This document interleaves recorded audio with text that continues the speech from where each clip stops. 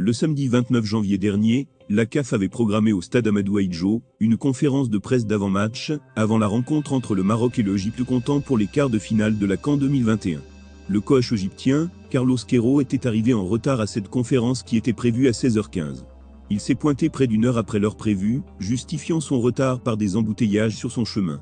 Un argument qu'avait balayé la CAF qui prit des sanctions ce jour. Le jury disciplinaire de la CAF a infligé une amende de 100 000 $ américains, dont 50 000 avec sursis, à la Fédération égyptienne de football, FA, pour avoir enfreint les protocoles et règlements médiatiques de la Coupe d'Afrique des Nations TotalEnergies Cameroun 2021.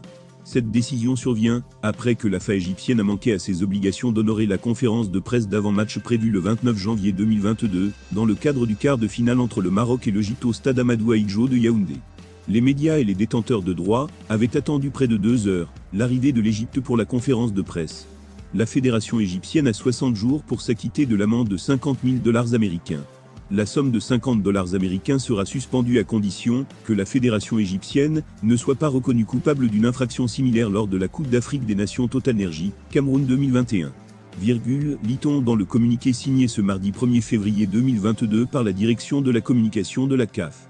L'Égypte qui va disputer la demi-finale de la compétition jeudi prochain contre le Cameroun, au stade de Lambé, est également sous le coup de sanctions après la bagarre générale provoquée contre les Marocains, à la fin du match des quarts de finale.